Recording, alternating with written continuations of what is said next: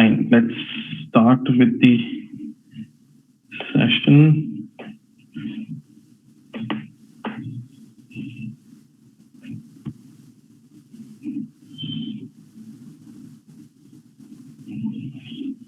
Background. Fine. I hope all of you are able to see me.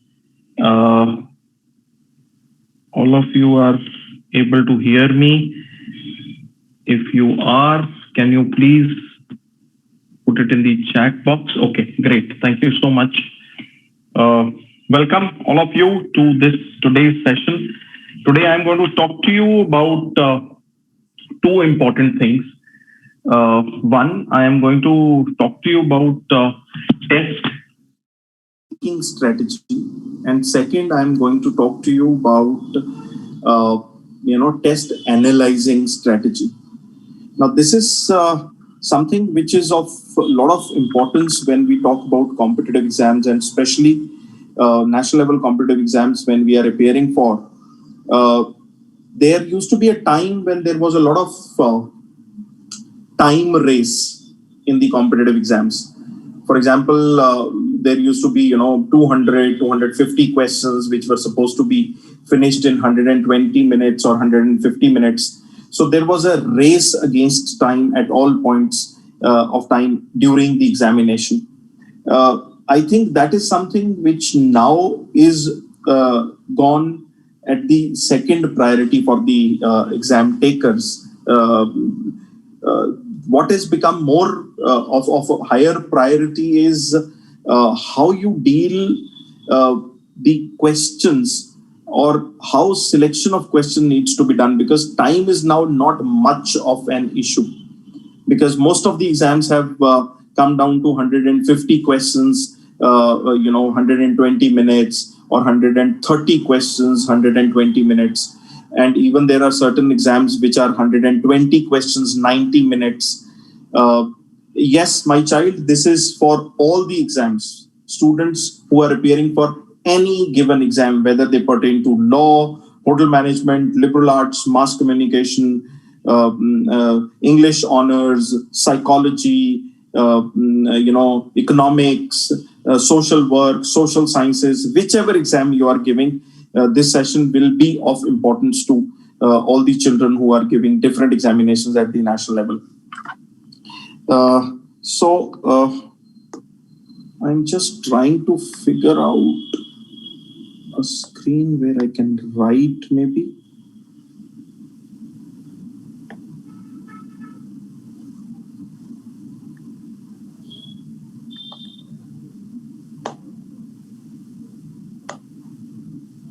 Screen. Just a moment. Give me a second. Let me check out from where I can find out a screen.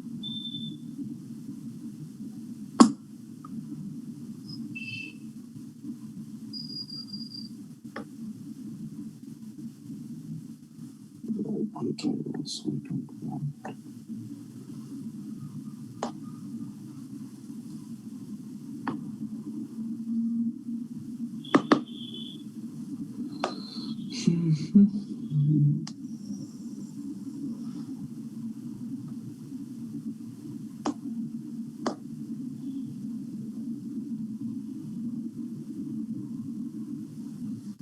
Just give me a moment. I'll quickly come back. Give me a moment.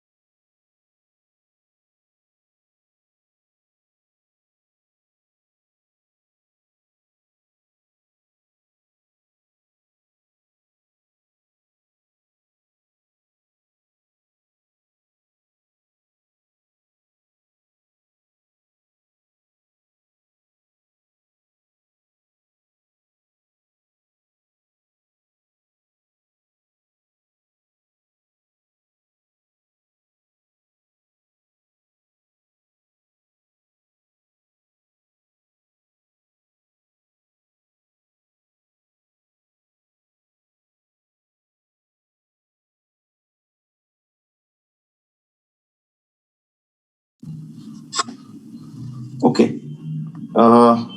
Okay.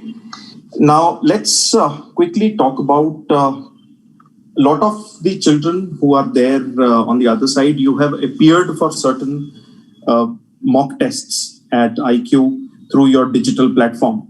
Now, I quickly want to have your responses as to what do you think are the issues which you face while appearing for a mock test. So, can you please list down your issues? What type of difficulties you face when you are appearing for a mock test at your digital platform? So, quickly, can I have responses? Okay, Gautam says time management. Okay, Gautam, thank you. Some questions take a lot of time. Very correct. We'll talk about that. Confusion in options, right? Stress during the exam. Okay. Large passages for online type of exam, not able to see all questions at a time and sort them out for our preference, right? Can't understand as to which questions to attempt and which ones to leave. Okay. Deciding on which questions to leave, right? Same response. Time in reading and understanding, perfect. Explanation given after questions are vague at times, I mean answers. Okay, that is okay.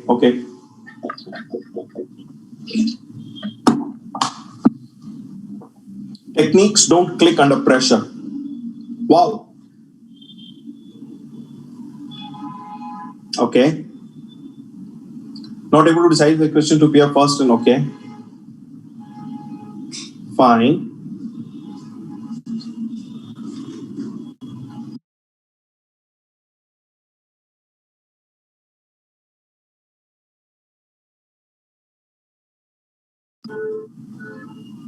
Okay, unable to practice GK and legal section for law exams. Okay. Time to read a question, solve it, stress due to which not able to solve the questions. Okay. Hello.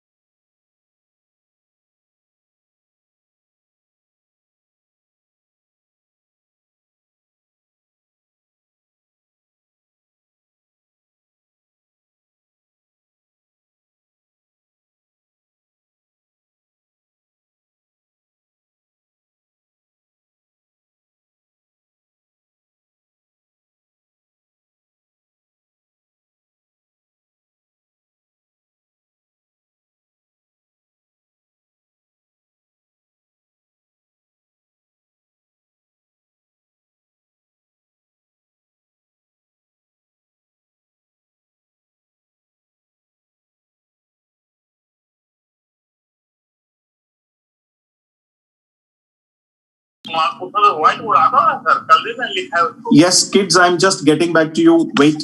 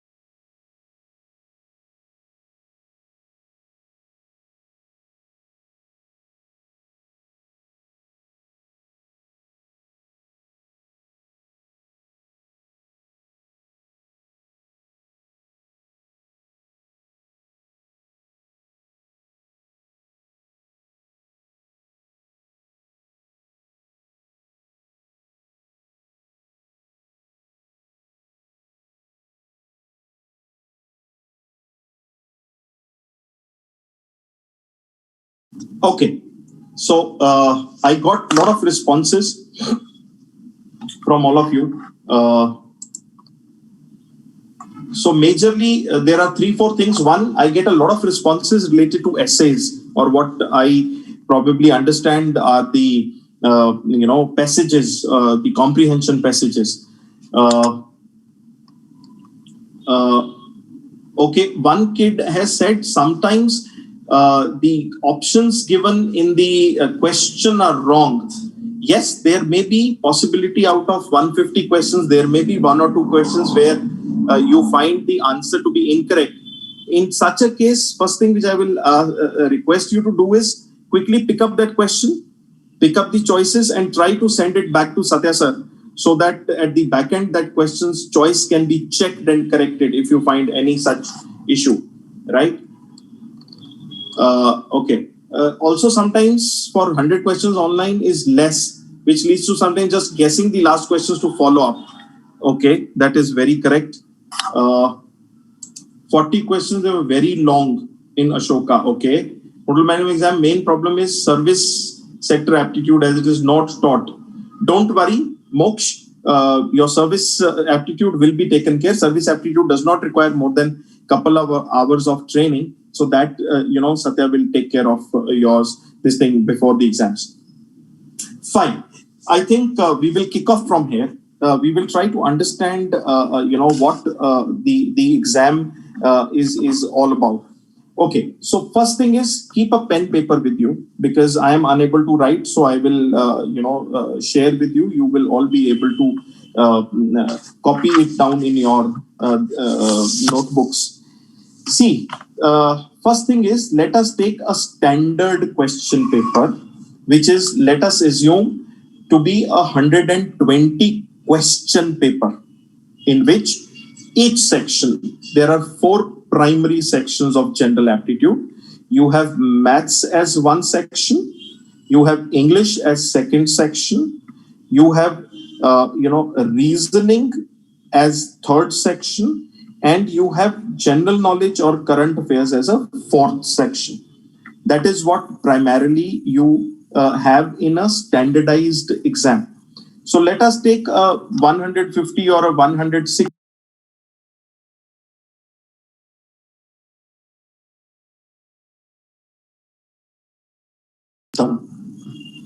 So basically, you have, let us assume, 30 questions in maths, 30 in English, 30 in reasoning, 30 in GK, which is a 120 question paper. And let us assume you are given 90 minutes to solve this paper.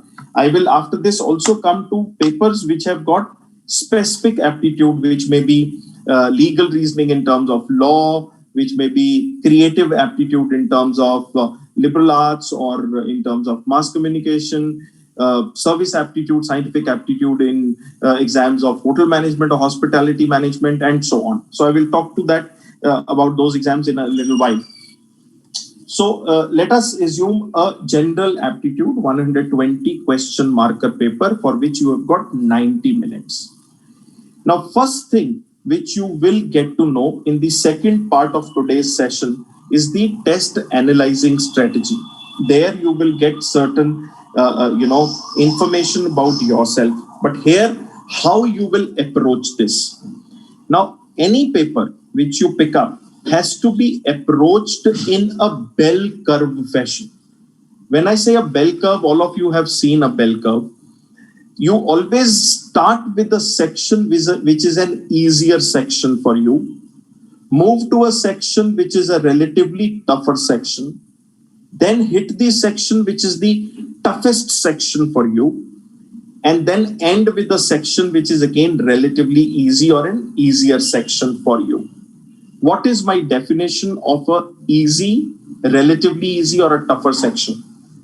A section which you are confident with, which you are able to do faster in comparison to the other sections, which you understand better in comparison to the other sections, is a section which is an easier or a relatively easier section.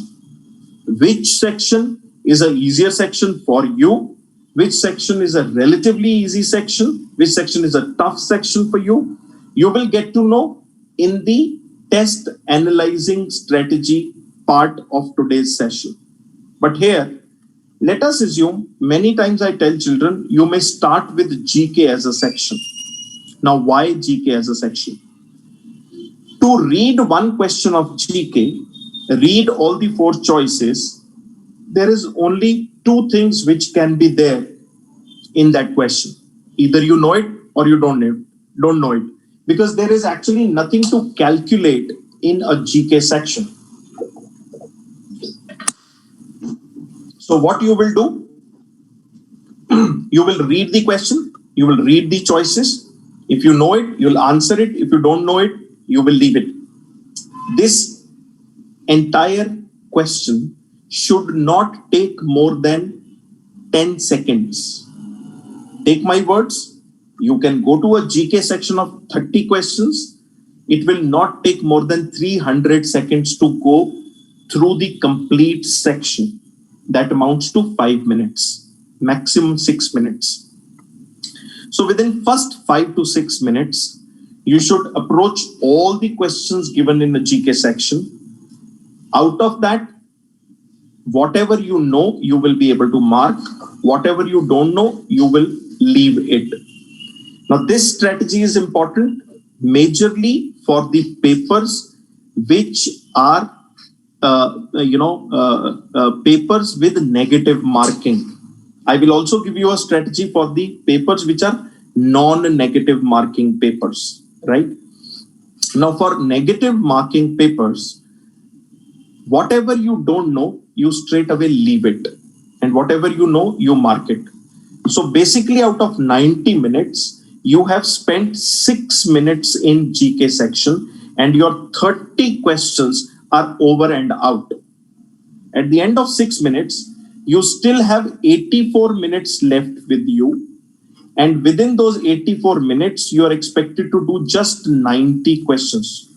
So first, time pressure, which you were feeling in the beginning of the exam, comes down drastically. So from there, you will get your first confidence boost. And that confidence boost should be that you are in control of the paper. You still have time and your questions which are expected to be answered have reduced drastically. Next to the GK section, you pick up a section which is a relatively easier section. Now let us assume reasoning, because this section is a section which majority of the children are able to do pretty well. So I'm taking reasoning to be a section which would be a relatively easier section for you. Now for a 30 question reasoning section, you will have 6 sets of 5 questions each. How much time ideally it should take for any child to go through the complete set, that is whatever paragraph is written in the beginning, looking at the questions and taking a decision whether you wish to do it or whether you don't wish to do it. I will give you 1 minute to just analyze and take decision of doability of that particular set. So 6 sets, 6 minutes will go in assessment. Remaining, if reasoning is an easier section for you, then you are probably expected to do 5 sets out of 6. So the best of the children will probably do 25 questions out of 30. Average children for whom reasoning is an average section may do around 15 questions. And a child for whom reasoning is a very low section would probably do 10 questions. So that means 2 sets. Somebody who is picking up 5 sets has already consumed 6 minutes in assessment.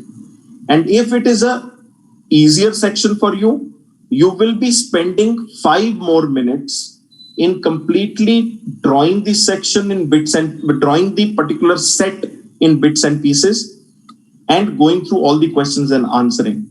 So one set should not take more than 5 minutes because reasoning is a easier section for you. That is the reason you're doing 5 sets within the reasoning section. So 25 minutes go in doing those 5 sets and 6 minutes for analysis. So a child for whom reasoning section is an easier section would maximum finish that section in 31 minutes. Now let us talk about a child for whom reasoning section is a tougher section. He would probably do 3 sets or maximum 4 sets, no problem. Take 8 minutes to finish a set. So when you are taking 8 minutes and you are doing 3 sets, still you are consuming 24 minutes. But what is very, very important in this is to catch hold of only that set which you are good with. This assessment you will get to know again when I'm going to talk to you about the test analyzing strategy. So for those children for whom reasoning is a relatively easier, or you can also use the word relatively tougher section, you will do probably 3 sets. But within 30 to 31 minutes, your reasoning section should be over and out. For somebody for whom reasoning is very tough, they will do 2 or 3 sets. So if you're doing 2 sets, you may spend 10 minutes in one set, 12 minutes in one set.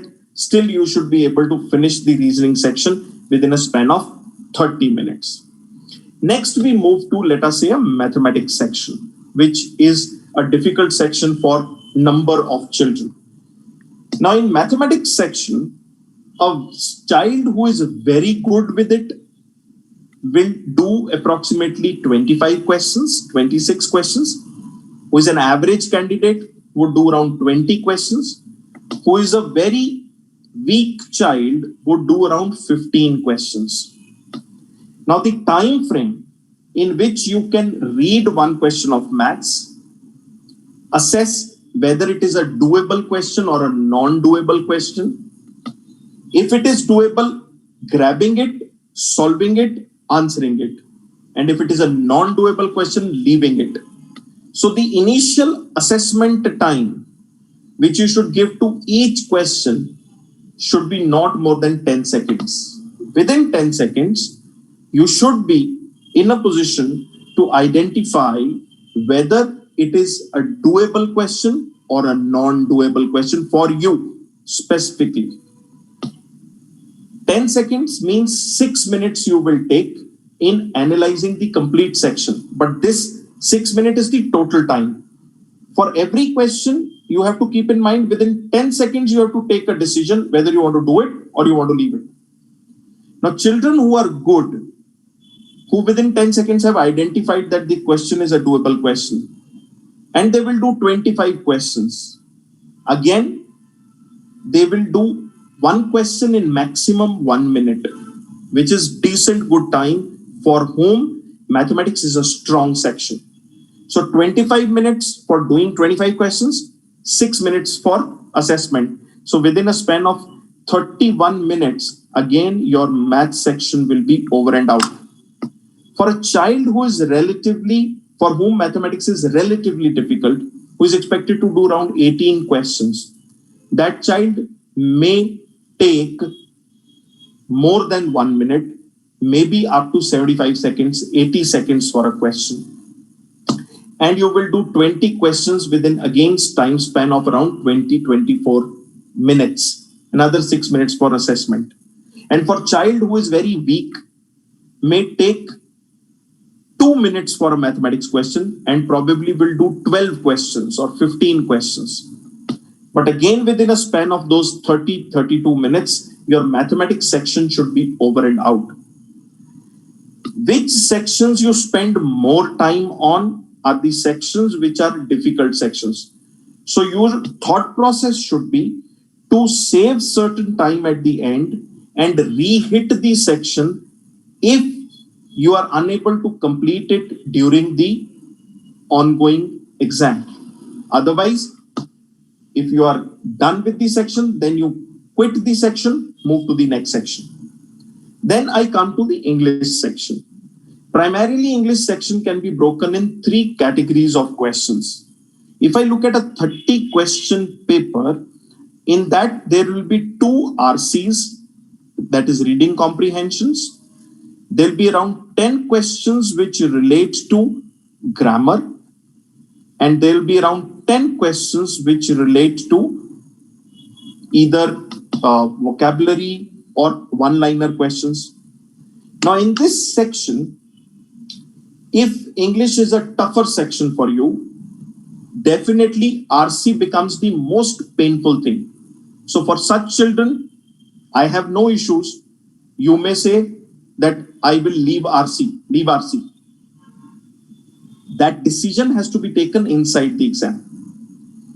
Plus, assessment of the paper will give you lot of understanding of what to leave, when to leave, how to leave. That I'm going to discuss in the second part. But generally, the 10 vocab questions would not take more than 10 seconds a question to answer. So within a span of, let us say, 100 seconds or 2 minutes, these 10 questions will be over and out. Next comes grammar questions. Again, those grammar questions may take 20 seconds per question, 30 seconds per questions. So 10 questions, 300 seconds, another 6 minutes. So 20 questions out of 30 total should be finished within a span of maximum 6 to 8 minutes. Now comes the issue of reading comprehension. If you are very good, you will do both the RCs. If you are average, you will do one RC. If you are very bad, you may skip RC. But in reading comprehension, if I take you to be a average or a below average candidate in English section, still you can attempt one RC. Take 15 minutes, no issues at all. Spend decent time in RC and finish one RC. If you want to quit both the RCs, then anyways, not more than 8 minutes are required to consume or finish the English section. If you are very good, then you may be able to finish RC within 6 to 7 minutes. So 7 twos are 14 minutes for RC and 8 minutes for the remaining portion of English. So maximum within span of 22 minutes, you will be over and out with your English section. So if this I calculate, 31 minutes for maths, 31 minutes for reasoning comes to 62 minutes, 22 minutes for your RC, that amounts to 84 and 690. So here finishes the entire paper within 90 minutes. Now, what is important here is to identify, there may be certain exams in which during the exam you realize that math section which has come is a very tough section, or the English section which has come is full of RCs. Such sort of a change which happens in the exam has to be handled within the exam. And one thing which should be there very strongly in your mind is whatever change has come in the exam is a change which is same for everyone. So don't get into panic. The more relaxed you feel, the more relaxed you are mentally, the better you will be able to approach and hit the exam. Now, this time frame which I have given you, this time frame is the time frame which is the maximum time frame required for all the sections. Now, to go to a very good school, I always say you have to be very good. And my definition of very good is 90%. And when I say 90% and you being very good in a section, that straight away means that you are not only you don't only have a very good grasp of the section, but you are also very fast in solving that section. So two qualities are there. One, knowledge. Second, your quickness with which you are able to solve the questions within that section. So what you need to do in the analysis, you will get to know about these things. But what you need to do, the section, at least you need to be good with one section, at least. If you're good with two, great. You can be average in 1 to 2 sections, maximum 2, minimum 1. And you can be bad in one section, maximum. I hope you understand.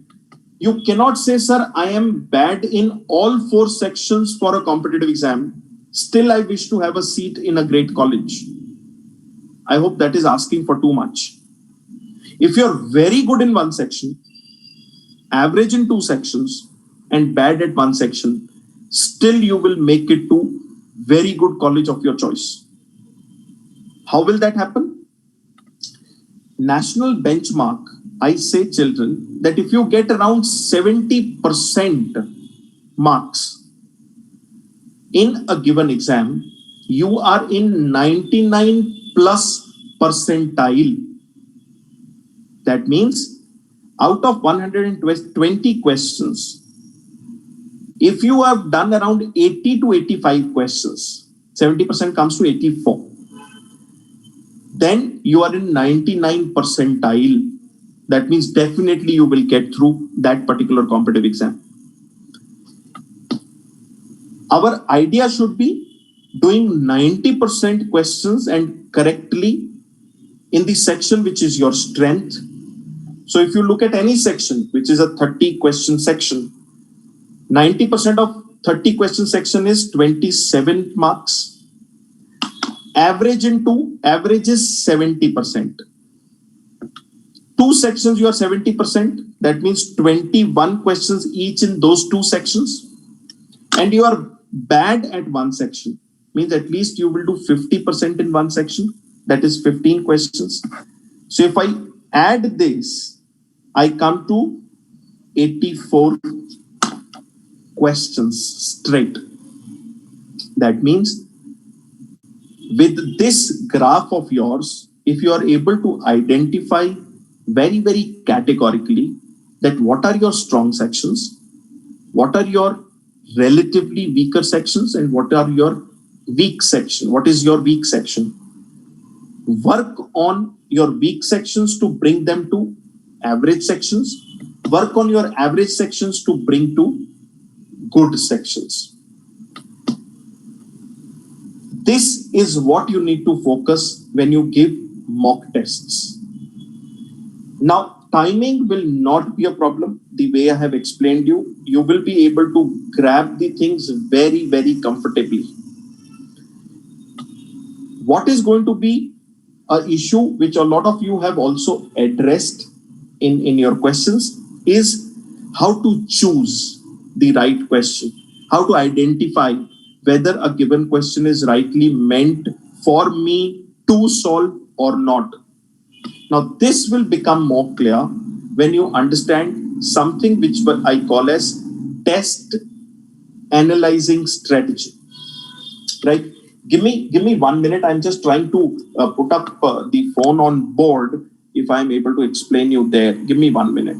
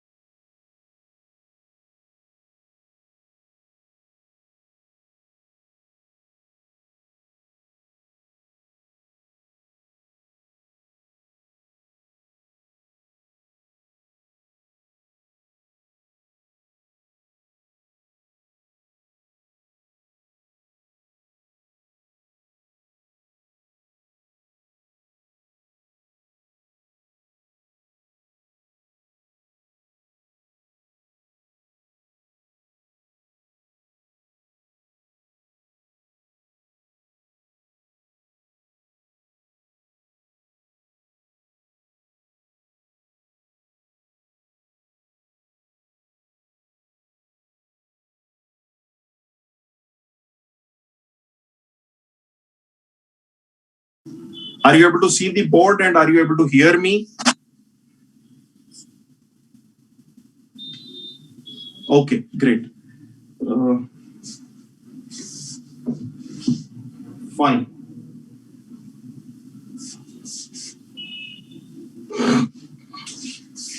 So we talk about the test analyzing strategy.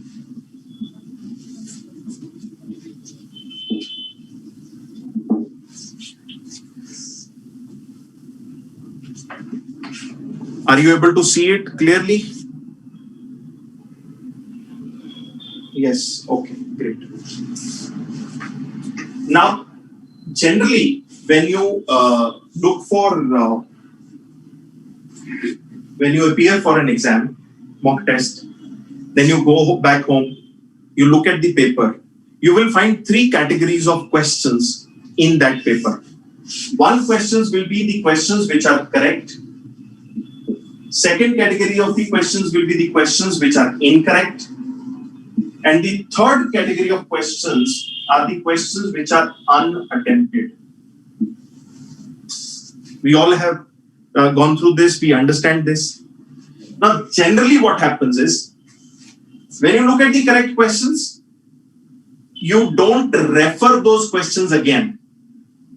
You look at the incorrect questions, you check from the answer key, figure out the answer, and then tell yourself that, okay, yes, this question is wrong, this is its answer. And if time permits, which is a rare thing to happen, you look at the unattempted questions and you may try to find out what are the answers. So what you need to do in this, a lot of children don't look at correct questions at all, but you must understand one thing. A correct question can be correct due to two reasons. One, your concept is right and thus answer is right. That means whatever thought you had in mind when you were appearing for that particular question was the right thought and you did it right. So give a pat on your back that you were right. Second reason why a question can be correct is that the concept in your mind was wrong, still question went right. You know what is this known as? This is known as tukka. Have you heard this word, tukka? I thought whatever this concept would apply on this particular question. I checked out the choices, I marked something, accidentally it went right. So this is a tukka.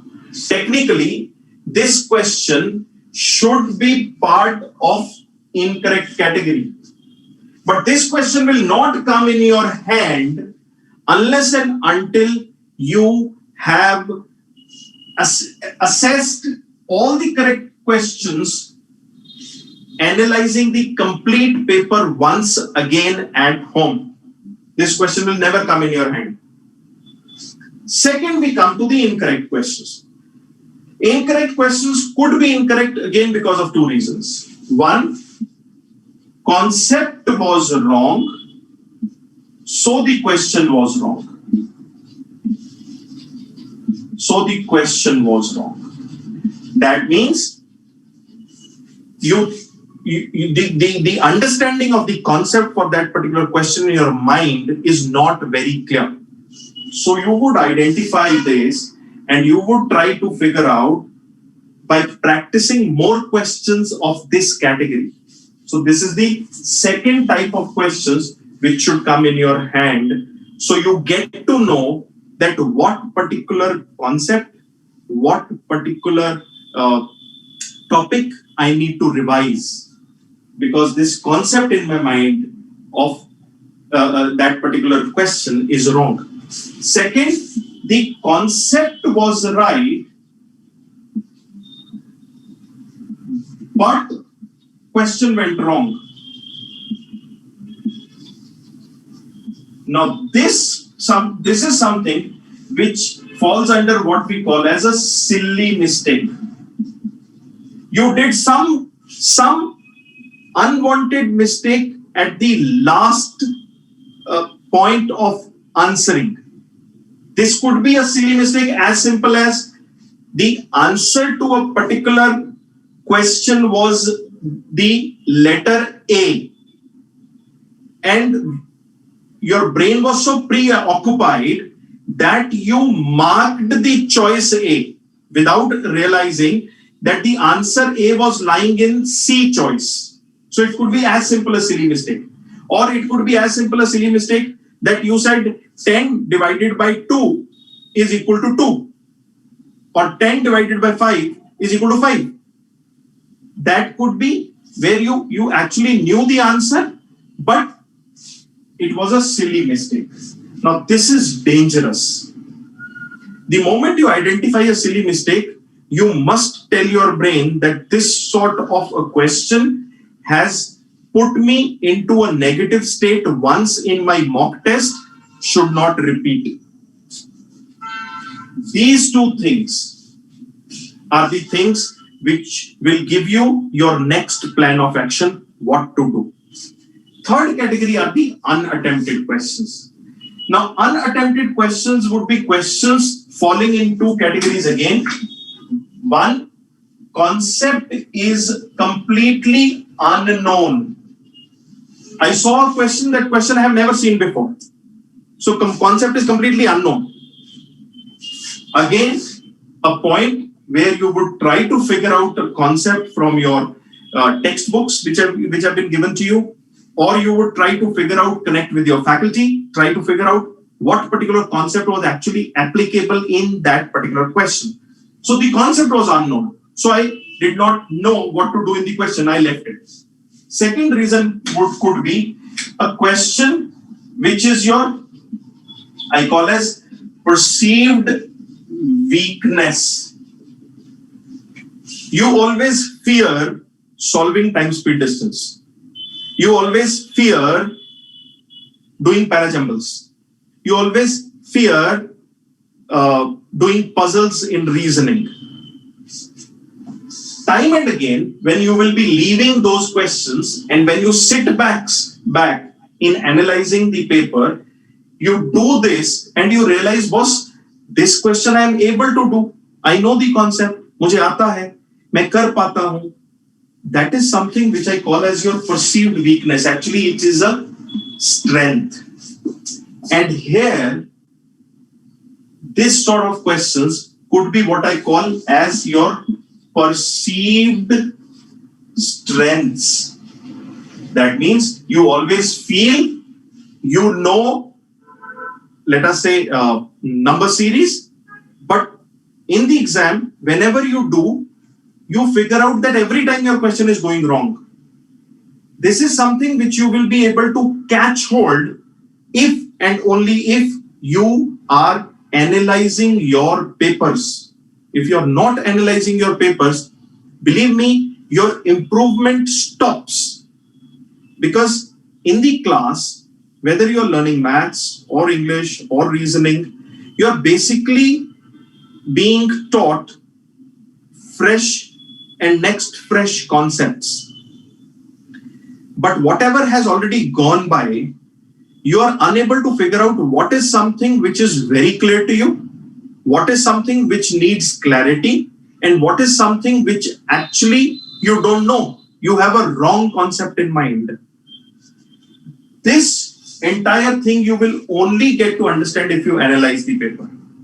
Now, next thing what you need to do is, the moment you give a full-length test, analyze the complete test.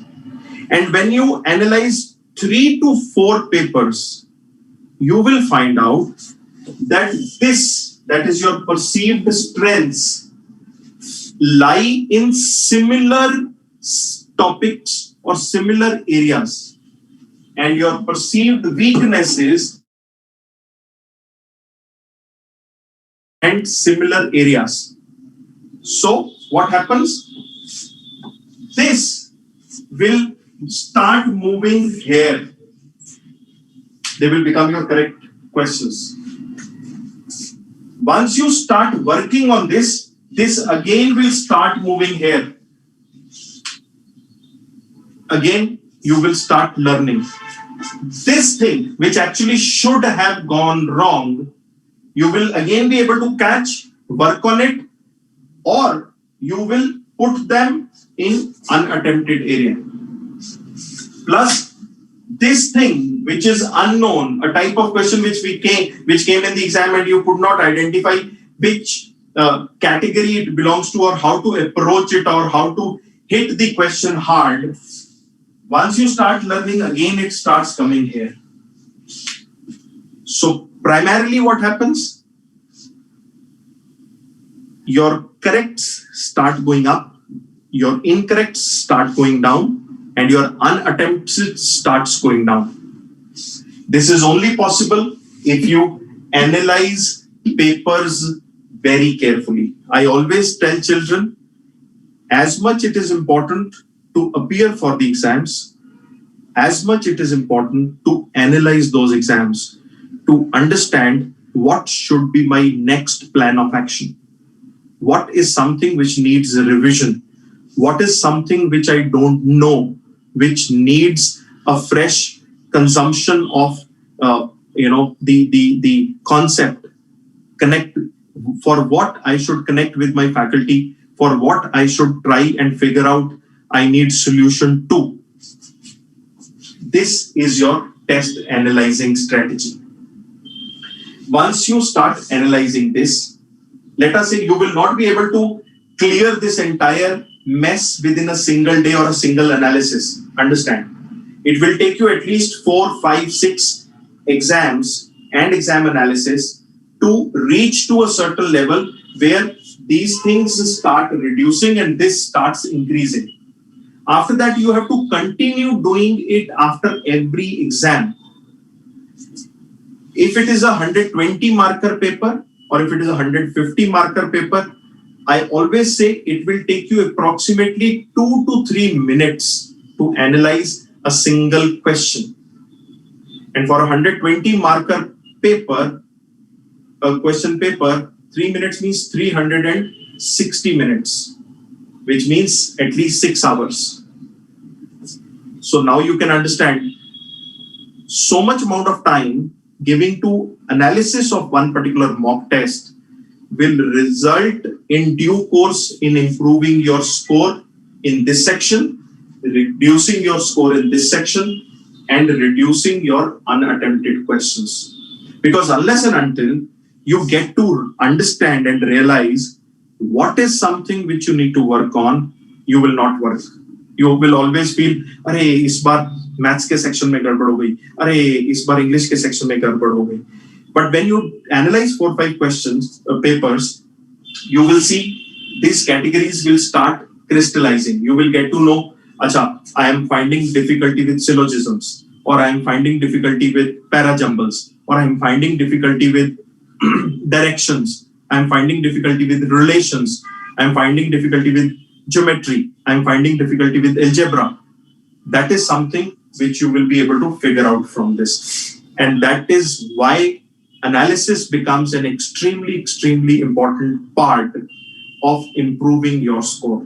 Because a faculty will always teach you certain concept, do certain questions with you, ask you to practice certain questions, but whether those concepts have gone in your mind in the right way, are you able to recall those concepts as and when required in the right fashion, will only come if you analyze your papers well, right?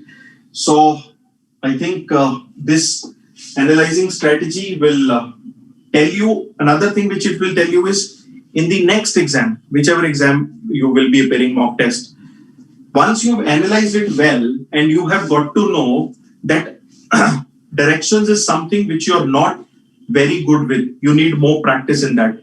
And in the forthcoming exam, you get a question from directions. Your brain should be in a position to tell you, which I gave you the time in the beginning, that 1 minute you will take for analyzing one set and understanding whether it is doable or not. So in that particular exam, you will say, no, I'm still weak in directions. Let me not touch this. You will start all. Each question is to be left. And more analysis will give you more and more confidence, more and more strength of identifying the questions and with confidence picking up or leaving the questions. That is where it will help. So I think I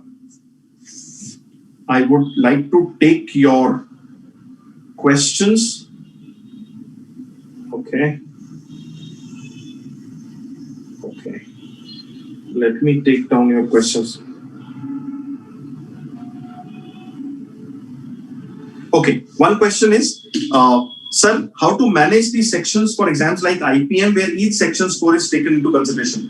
Fine. IPM, if you look at the 400 marker paper, but if you look at IPM, you will be surprised to know that the cutoff marks for IPM, I remember in 2019, I don't know about 2020, 2019 out of 400 marks, 121 marks was the cutoff for IIM Indore. And for Nirma, the cutoff was as low as 72 marks. This is not something which you should start feeling relaxed with, that the cutoff is too low. Believe me, when you are inside the exam, the questions which you will be encountering will be highly pressurizing questions.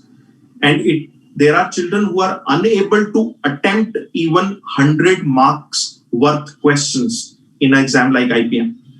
So again, when you are analyzing the paper, from there you will slowly start building that thought of understanding the difficulty level of the paper. And with the difficulty level of the paper, you will start getting to understand the cutoffs. That is again something which by analysis, it will come to your thought process, it will come to your judgment as to what will be the cutoffs. Again, generally I would say time management in an exam like IPM has to be very, very strong. If you are very good at maths, you should give 1/3 time to maths and 2/3 to English, and vice versa. You should give 1/3 time to English, 2/3 to the other section, and try to do as many questions as possible, keeping in mind that your analysis has to be very good, which will tell you what question to pick up and do, what question to leave. That will only come again from analysis. Okay. Next question is, sometimes we aren't able to understand explanation given for that particular question. I think that you are talking about the explanation which Satya sir gives you for certain questions. So in that case, please connect back to Satya. He will probably, or Chandan, he will probably give you a more, detailed explanation. Sir, how would our mindset especially be in exam with negative marking, and at what rate should we leave the question? Right. Thank you so much, Gautam. Here, I will spend 5 more minutes to make you understand what should be our strategy for negative marking as well as non-negative marking papers.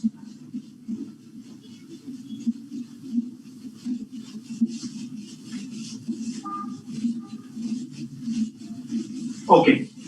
Now, first, let me talk about the papers which are negative marking papers. Negative marking papers.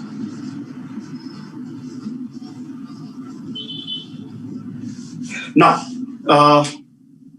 in a negative marking paper, definitely leave the question which you are confused in all 4 choices, or at least 3 choices. Let us assume you are able to definitely identify कि ये तो answer नहीं ही है, बाकी 3 में से कुछ होगा, वो क्वेश्चन भी नहीं करेंगे. लेकिन जिस क्वेश्चन के अंदर हमें 2 चॉइसेस में कंफ्यूजन है, हम वो क्वेश्चन करेंगे. कैसे करेंगे? I'll tell you. You start doing questions, whatever you know, attempt it. Wherever you are confused in 4, leave it. Wherever you are confused between 3, leave it. But wherever you are confused in 2, mark a star on that question and leave. This is something which you will do in the mock tests. In the actual test, we will change a little bit of strategy. In the mock test, once you've marked it, you will slowly start seeing that at the end of 50 questions, so what you will do for those 20 questions, you will close your eyes and mark the first option. Or I am not in love with the first option. If you think your lucky chance is the second one, mark the second option. But be very clear in the beginning of the exam that in the two choice confusion questions, I will mark either the first or the second option, but blindly I will mark that option. I will not get into if and but there. That means if the answer is choice is between A and B, I'll mark A. If it is between B and C, I'll mark B. If it is between C and D, I'll mark C. If it is between A and C, I'll mark A. If it is between A and D, I will mark A. If it is between B and D, I will mark B. So whatever is the first one, I will mark that. Probability says out of 20, 10 questions will be right, 10 questions will be wrong. 10 questions will give me positive 10. 10 questions negative will give me negative 2.5. So I'll be in positive 7.5. That is the strategy for the negative marking papers. Now for non-negative marking papers, what I will do is, I will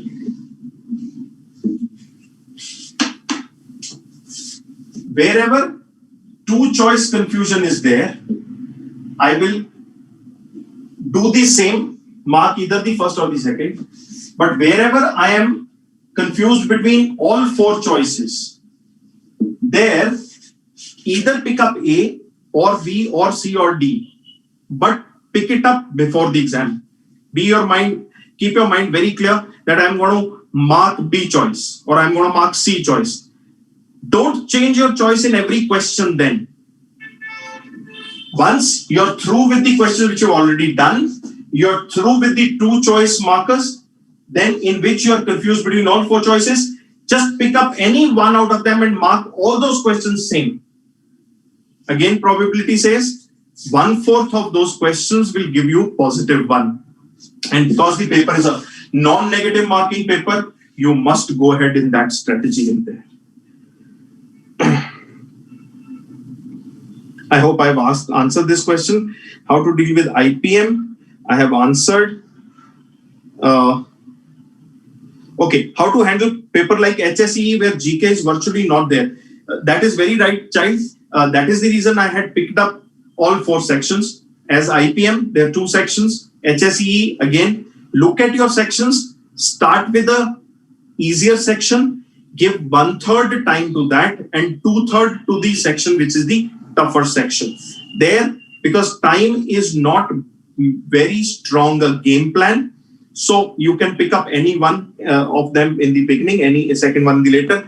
Do practice this in the mock tests. There you will get to have what strategy rightly works for you. Okay. Next is, sir, is it possible for our exams to start the section of your choice, as I have seen certain exams where it is compulsory to do it in order? Yes, you are right. There may be certain exams where there is a compulsion to do all these sections in a sequenced fashion. There anyways you don't have an option.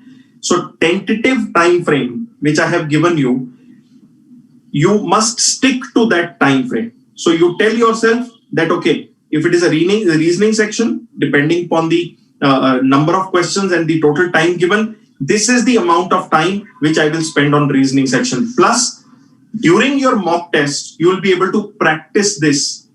In certain tests, tell yourself that I will not switch sections. I will go straight away from 1 to second, second to third, third to fourth, and exit. I will not come back because there may be a paper in which coming back is not allowed. So do practice those things during the mock papers.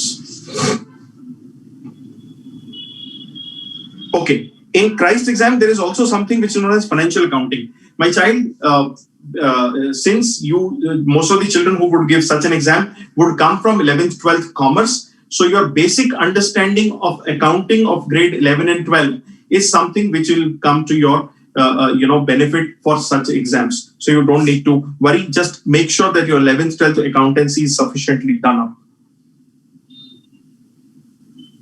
We have not solved legal section so far. Hence, how to practice analyze question of legal section. Don't worry. Legal section in toto, if you look at, is not more than a 20-hour game plan, right? So in mid-February, when we launch your actual test series, which will have questions in the same format or pattern of the actual examination, there you will start encountering these questions, and from there you will be able to pick it up. Don't worry about that. Media awareness section. This is a very good question, Varnika. In media awareness section, I'll tell you the type of questions which come. They will ask you questions related to, for example, India Today belongs to which particular media house? So is the parent company of India Today? Which is the parent company of Times of India, right? Such sort of questions come in the media section. And this is something which does not have a ready reckoner, which I can give you, where you can learn all these things. But as and when you are interacting with different publications, when you are interacting with different types of reads online, from there, try looking at the back end of such things. So from there, your media awareness will start growing. For example, all the TV channels, Aaj Tak belongs to whom? TV news, this News TV 18 belongs to which particular group, and things like that. So that is the way you will pick up the media awareness. Sir, when will mocks for crash students start? But mocks for all of you will start from the mid of February, right? There is a child who has asked me which sections will be asked in Symbiosis, IPM, IM, Rohtak and all. What I will do is I will ask Satya, although my book is there with majority of you, the soft copy, but I will ask Satya sir, just for your reference, I hope you know Satya sir was really unwell. He had been in a hospital. So that is the reason he could not connect with you guys this week. But I think from Monday onwards, he will be connecting with you. I will ask Satya to send all of you the 2020 booklet, which contains sectional details of all the exams. Now there also, one thing which I will request everyone, because 2021 notifications are still not out, many of them, few of them are out.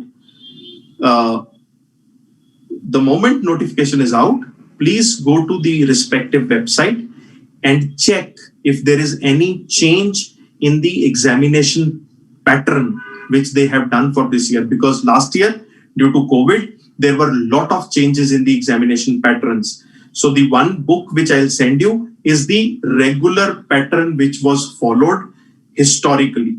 That may not have the changed pattern of 2020, which happened due to COVID. And this year, whether they will continue with the historic pattern or they will change because of, again, COVID post effects, that is something which you will only get to know through the notification once that is out.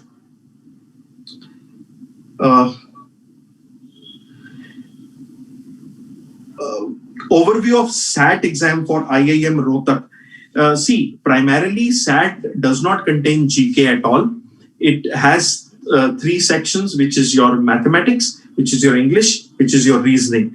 And reasoning, by and large, contains both types of reasoning. That will be analytical reasoning as well as verbal reasoning. So I think that is the pattern. Otherwise, go to collegeboard.org website, which is the official website of SAT.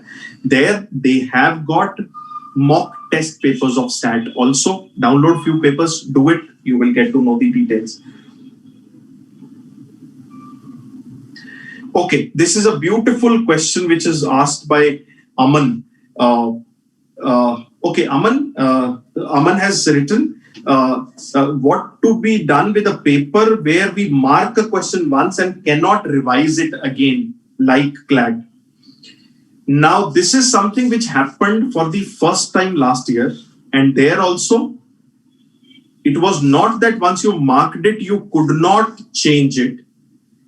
But the issue was that there were certain questions which were marked for review. So example, you are confused between A and B. You marked A and you put a click on mark for review question, thinking that at the end of the paper, you will again come back and you will review and then you will finally take. Now, traditionally, what used to happen was anything which you have marked for review will not get submitted as it is. In case time gets over, that question will be marked as unattempted. But last year, what they did was whatever you marked for review, those questions they accepted as it is, whatever you had marked. So that was the glitch in CLAT last year. Again, this year, they may continue with it, may not continue with it. That is something, again, which you will have to read instructions carefully in the exam. Another example I'll give you of this. Few years back, there was the exam of IHM, JEE, Hotel Management, where they categorically said that you should at least attempt one question in service aptitude. Then and only then your paper will be accepted. Now, this was written in the instructions in the examination. There were few children and service aptitude was the last section. There were few children who started doing the paper from the beginning. By the time they reached service aptitude, the time was already over. So they did not attempt any question of service aptitude, and their result itself was not published because they later on put up a clarification stating it was very clearly written in the exam that if you do not attempt service aptitude section, you will not get marks or your paper will not be considered submitted. So that sort of issue is the issue with the instructions in the paper. You must read those instructions carefully. What should be our approach to creative aptitude questions? Again, creative aptitude is to do primarily with how good you are able to write or how good you are able to analyze a given writing. So you will have a few classes related to creative writing and creative aptitude. That those classes will take care of this requirement. Sir, is maths required for Bachelor of Journalism and Mass Communication? Answer is yes. Most of the exams conducted for Bachelor of Journalism and Mass Communication will have basic mathematics, elementary mathematics, which we do for other entrance exams. Sir, they will inform us beforehand of kind of pattern. Aman, yes, generally they will, but last time because of COVID, a lot of things changed at the last moment. So actually they should inform, but there had been a couple of exams where during the exam, the pattern was different. So, it is a dicey situation, but more or less, I think we are already done up with the COVID situation. So I think things will normalize a lot this time. So they will come to the regular pattern.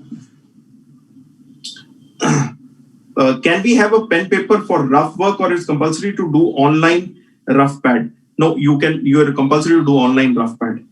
For hotel management exam, service sector sections are virtually no wrong answer. It is based on understanding. So how do we solve these type of questions? My child, Satya will tell you how to solve this question. Still, I give you a quick example because a lot of other children may not be aspiring for hotel management. So specific questions I would not probably take in this session. Anyways, to clarify you, for example, they will have questions which are situation-based questions where they will ask you that you go to a restaurant and there is a waiter who is serving.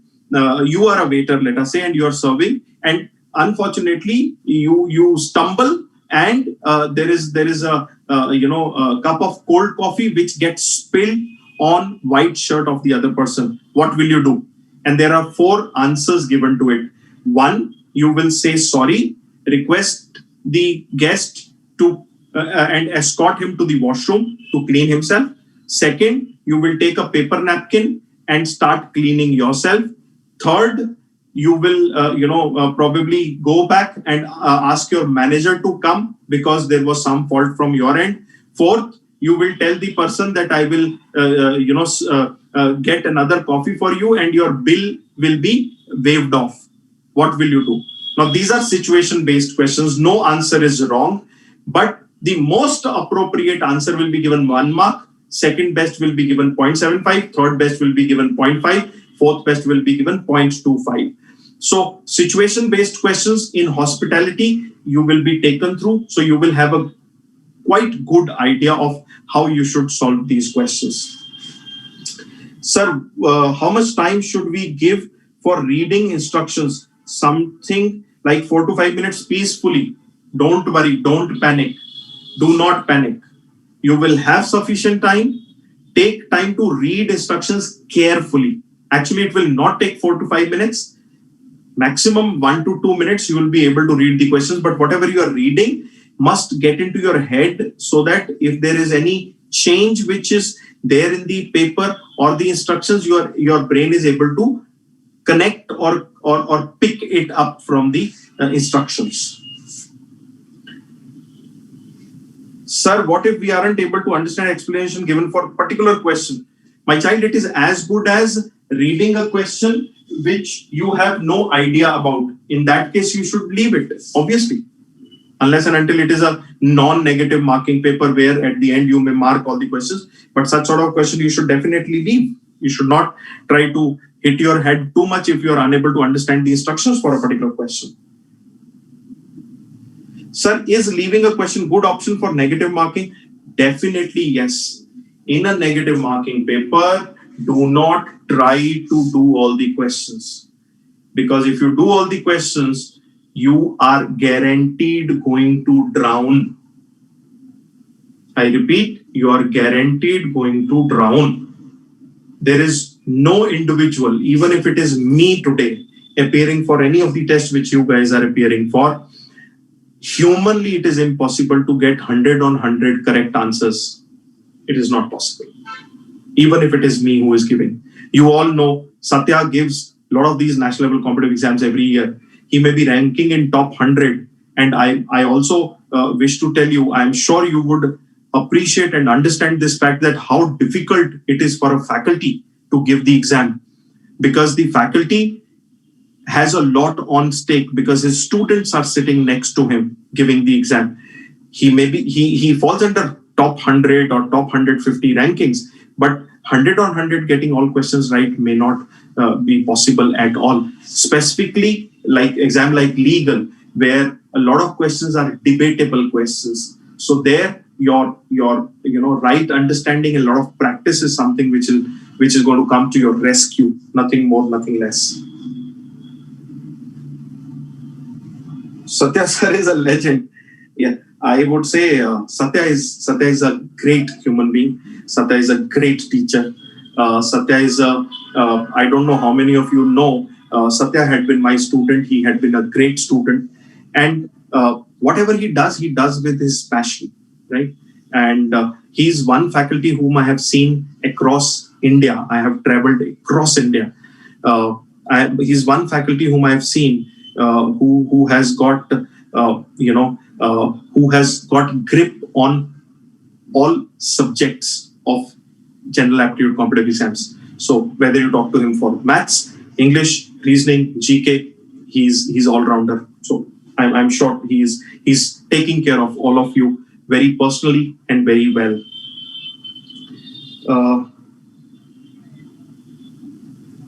Bache, answer is no, you will not get rough paper unless and until again there is a change in the instruction given to you by the IPN, which will again, a few instructions will be there when they will release their admit card.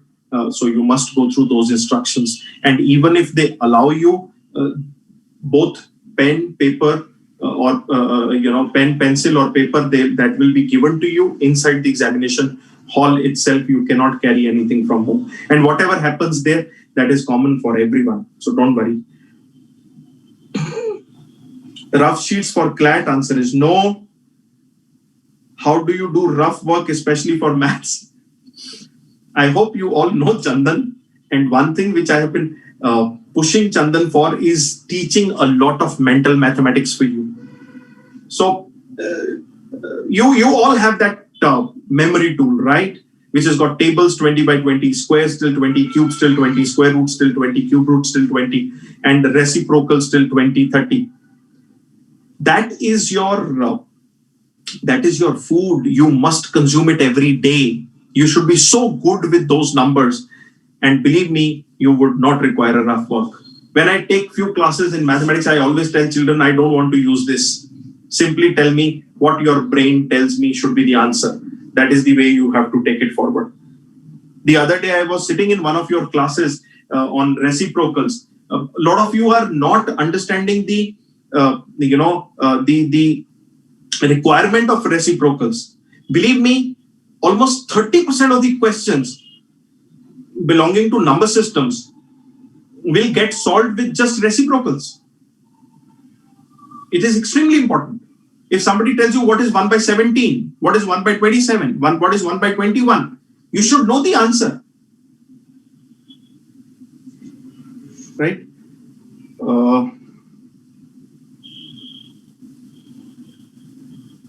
Sir, should we get our SOPs, essays checked by someone in the family or Satya sir? Arey mere bachcha log, you must get your SOPs or essays checked from Firdaus or Satya. There is no problem because Satya is a little out of gear for a few days. That is the reason I am saying, but you can please feel free, get it checked from Firdaus, get it checked from Satya. Even I will be very happy to do it, but only issue with me is I am unable to spend a lot of time at IQ because of my travel issues. But you must get it checked from us, then only submit it. No worries, faculty will help you. Sir, what is the difficulty level of CUET? CUET is generally an easy exam, not much difficult. So I think pick up a few mock papers of general aptitude. The level is almost same what you get at IQ. Sir, won't it take more time if we do rough work without paper?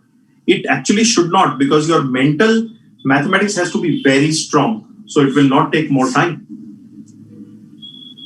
Sir, this section in which we don't have option in IPM, do we solve the tough sums depending upon your time frame? Yes, why not? At times in IPM, you will find a question which is a question whose intensity is easy, but it's lengthy. And because looking at the time frame, you must solve that question which is easy but lengthy, rather than picking up a question which is difficult and after a couple of minutes you feel getting lost into the question. Better to do a lengthy question. There's nothing wrong. You will have a lot of time. Don't worry. Specifically for IPM, this is what I'm telling you.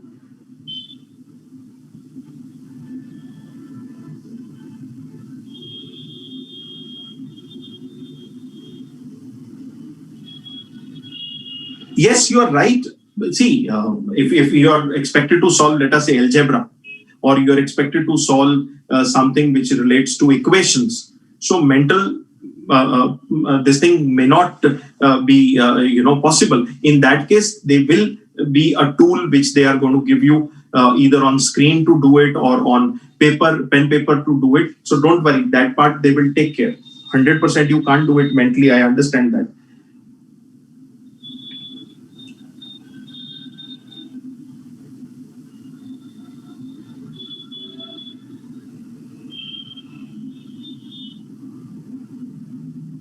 Yes, you are right, Kahini. You would require, and they will give you sufficient tool depending on what type of exam you are looking at.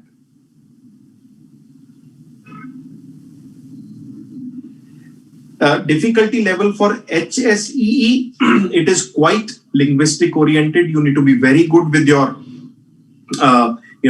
critical reasoning, deductive reasoning.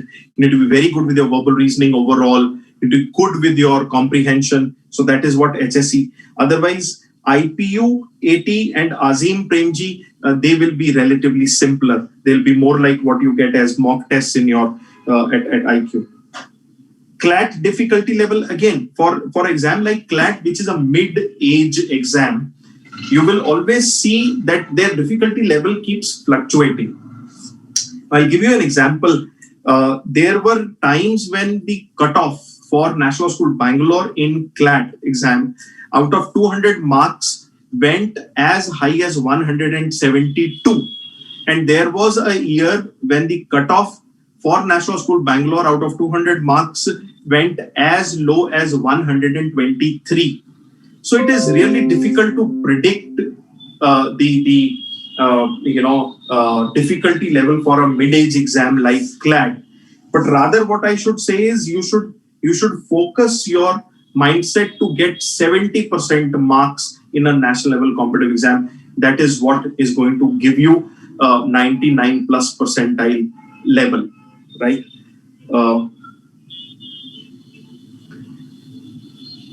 Okay, can you give some outline on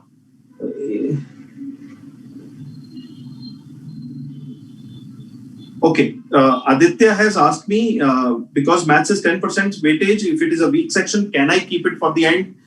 Aditya, don't keep a weak section for the end. The reason being, you will never reach there. And even in a weak section, you may always have questions which are cakewalk questions. I'll give you two questions which I very categorically remember from CLAT exam, which you are talking about CLAT exam. First question was, what is the value of 1 by 8? And second question was, what is 37.5% of, I think, 6400? These were two back-to-back questions in a math section. Now, these are questions which I would not say even mathematics questions. They are common sense questions. So don't leave your difficult section for the last. Don't do that. Don't do that. Right? Can you give an overview of, there are 4 IIMs who have started 5-year integrated program. You have IIM Indore, you have IIM Rohtak, you have IIM Ranchi, and you have IIM Bodh Gaya. All 4 of them have started IPM. The base for all of them will remain IPM IIM Indore, because that was the first IIM to start with a 5-year integrated program. And their paper pattern always also would be very similar to what IIM Indore had been giving in all these years. They are relatively newer IIMs. If I talk about Bodh Gaya, Ranchi, they are both relatively newer IIMs. IIM Rohtak is a mid-age IIM, and IIM Indore is a old age IIM. So that is the overview which I can give. Otherwise, the brand name for an IIM is always going to remain an IIM. I don't think we need to worry about that.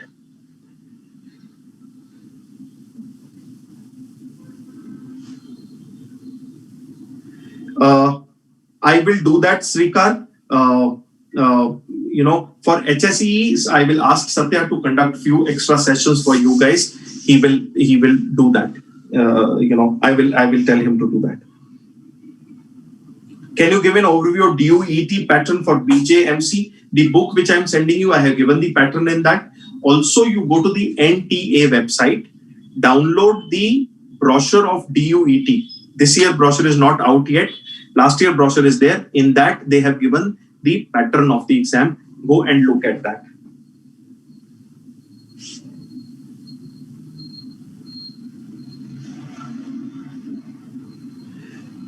I have left practice for IPM since October. Why? Why do you want to leave practice? There's nothing wrong in appearing for the exam. Maybe down the line we don't take the admission, or we take the admission as a separate issue altogether. You must practice, you must give the exam. There is nothing wrong.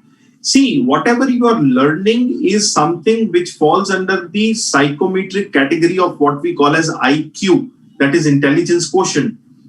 Whether it helps you today, or it helps you for your post-graduation examinations, or it helps you for your PhD examinations, or it helps you for your banking examinations, government examinations, everywhere the base is going to remain general aptitude.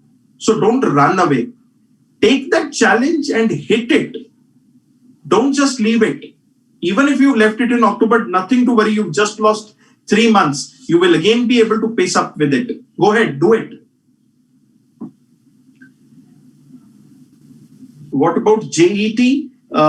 I think, Dhanil, JET is no more existing. I don't know, JET, is it Jain entrance test which you're talking about?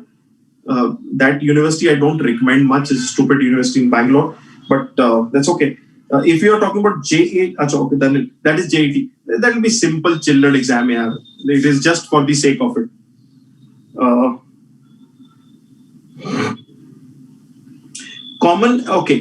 See, Shashwat, government is working on creating something like SAT. For example, if you go for any undergraduation program in the US, your SAT score becomes a centrally valid SAT score. Same way, government is planning to set up, and that is the reason why the National Testing Agency (NTA) has come into picture. If you see, NTA has taken over the complete ambit of medical entrance exams. So initially, there used to be different exams state-wise. Then there was a PMT. Then there was a separate exam for All India Institute of Medical Sciences, separate exam for CHIP Mayor Pondicherry, and so on. Now, NEET has become central common entrance exam for any medical college. Same way, JEE is the next league which they want to take up. Same way, hotel management has been taken up by them.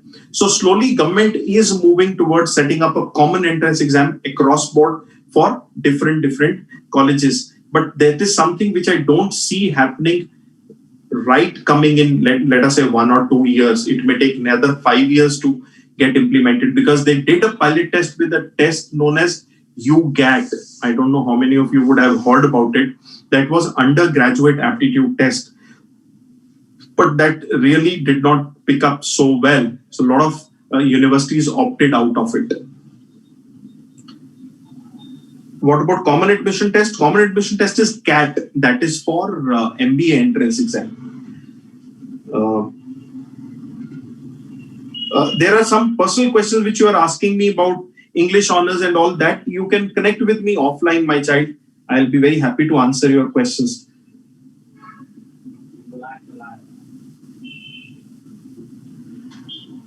Again, Gautam, I don't know. You will have to take a call. Now, I think traveling is not much of a difficulty. You must go for Azim Premji. It's a good university. Yes, you are right, Srikar. The same thing is going for RRB, SSC and all. Will interviews be taken this year? Answer is yes. Interviews were taken even last year. Only difference was rather than being physical interviews, they did digital interviews. But interviews will be there in most of the exams, except exam like CLAT. Shashwat, I am not sure. I have not come across IIM Jammu. If it is there, please, I will also look at it. You also look at it into it and do let me know if IIM Jammu has started.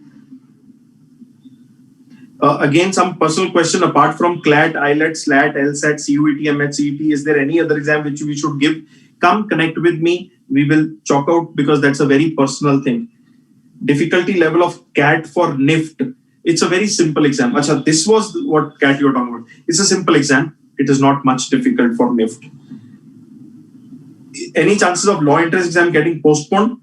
Answer is no, because board exams for CBSE board exams, the things are out already. So they're fixed 13th of June for CLAT and 20th of June for IELT, AILET.